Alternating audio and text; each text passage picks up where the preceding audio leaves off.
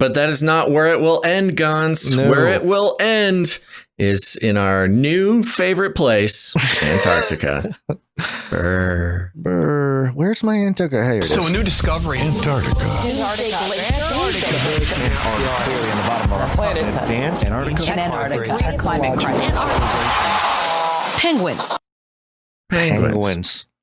Sunday, I've got a couple headlines here, and then we'll go into the main story here. This is Sunday Vision, and the headline here is U.S. scientists are studying how global warming affects penguins in Antarctica.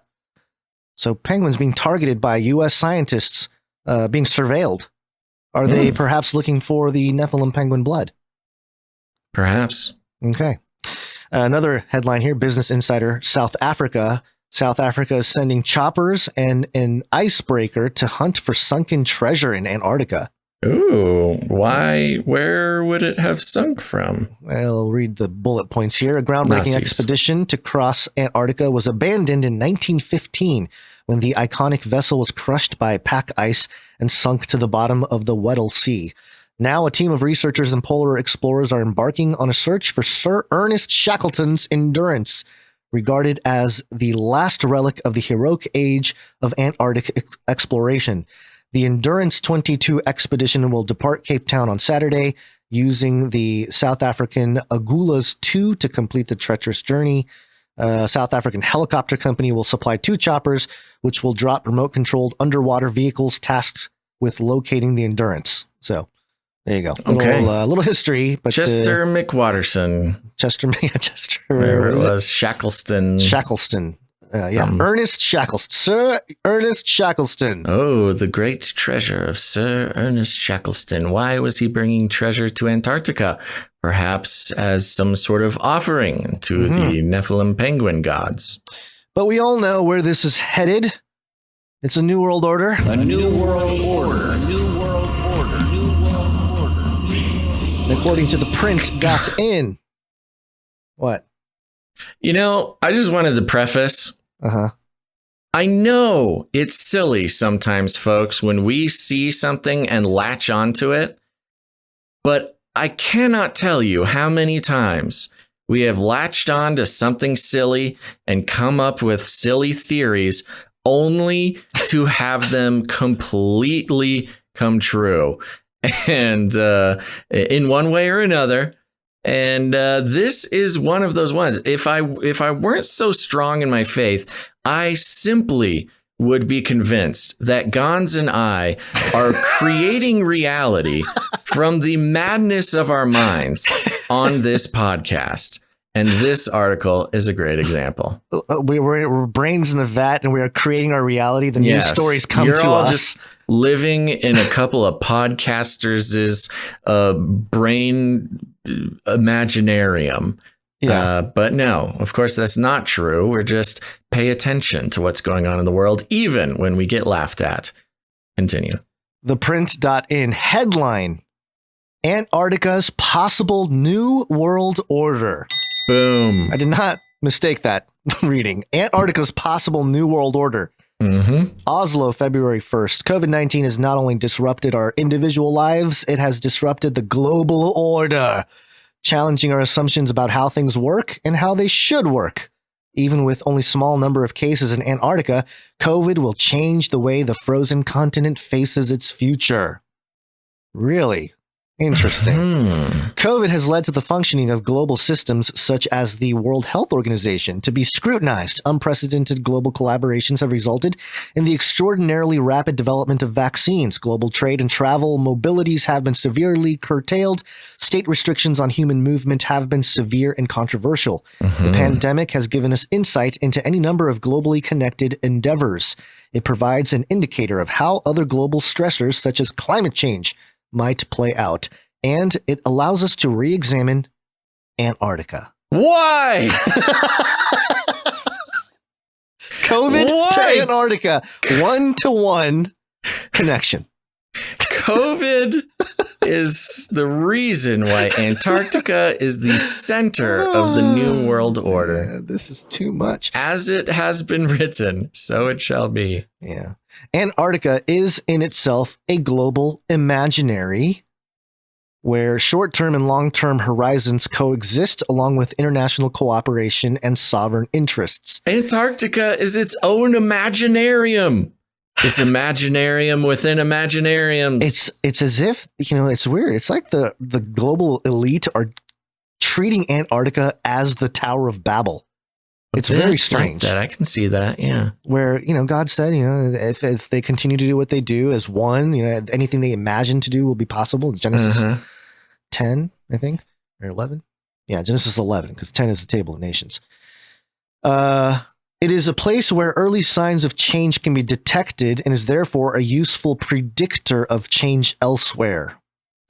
5 cities, Cape Town, South Africa. Think of the giant spiders. Think of the mummy penguins. I know. Think of the invasion of the ice fish, the shimmer, the contamination. Yeah, this is like it's as if fantasy world is going to explode out of Hollow Earth entrance, Antarctica or ice wall, whatever you want to think of it as, some kind of breakthrough of creatures or beings or something, and it's literally like a Jumanji over here. Yep. With all these crazy creatures just like pouring out of the abyss. 5 cities: Cape Town, South Africa; Christchurch, New Zealand, where that shooting was. Remember that that Christian shooting thing? Hobart, Australia; Punta Arenas, Chile; and Ushuaia, interesting, Argentina, are known as the gateway cities, where Antarctic governance, logistics, and science converge. But how they cope with COVID-19, recover economically, and engage geopolitically in coming years is likely to significantly shape the governance of the Antarctic. The governance of Antarctic. More pandemics, an escalating climate emergency, and an increasingly fragmented geopolitical backdrop all lay the path for some troubling scenarios to play out. In one scenario, these are simulations again. Okay, just everybody's aware. Yeah. In one scenario, the gateway cities could become gatekeepers operating in a world where issue-based alliances driven by narrowly defined national interests dominate geopolitics. They're talking about these 5 cities that are the closest, the gateways to Antarctica would be the dominating gatekeepers of all geopolitics. Why in the world would that be the case? Unless geopolitics are all centered around Antarctica. Some kind of resource input output, a world capital, perhaps, or something like that. Around in the pyramids of Antarctica being some sort of power center for world domination that disperses itself through the gatekeeper cities of Cape Town, Christchurch, Hobart, Punta Arenas, and Ushuaia. What in the world?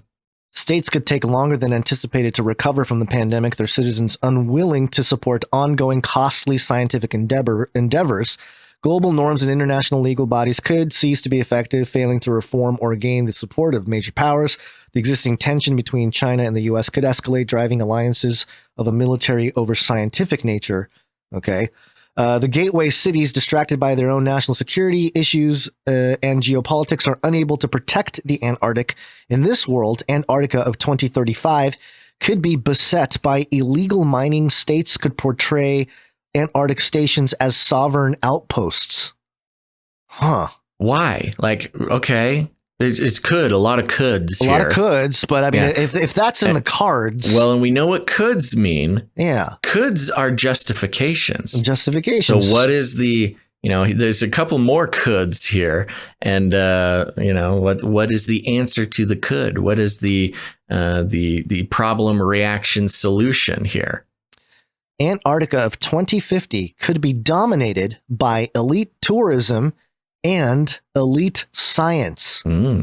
Geoengineering to stabilize ice sheets and iron seeding in the Southern Ocean could be underway by private actors.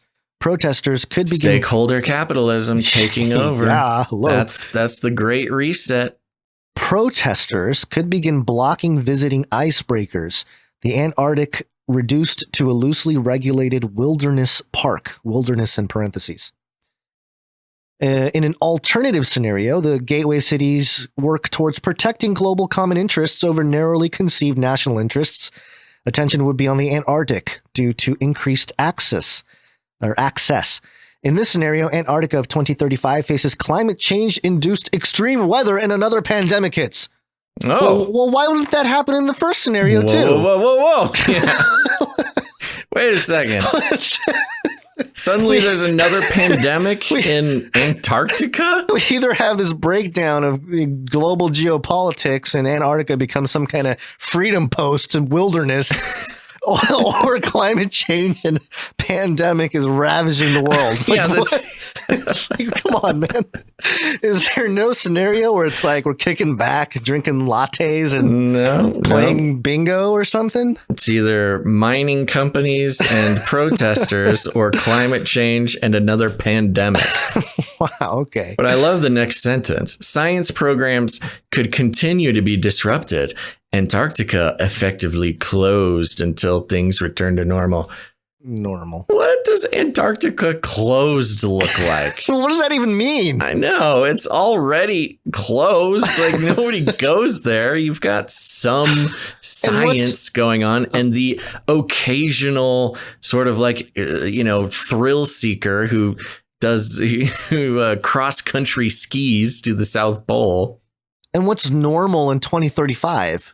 And what do you mean normal? Normal as now, or normal as in 2035, or normal as what? Yeah, exactly. Words don't mean anything anymore. Gateway cities could work with the private sector. And they keep talking about the public-private thing with the Economic Forum. So here it is. The private sector to support national Antarctic programs. The private actors growing their influence over time. So Antarctica becoming a corporate nation state. Yeah, with influencers. A collection of corporate city-states, sort of like what we are finding in the U.S. right now in many states where corporations can start their own cities. In the Antarctica of 2050, in this scenario, space exploration has trumped Antarctica as the place where states compete.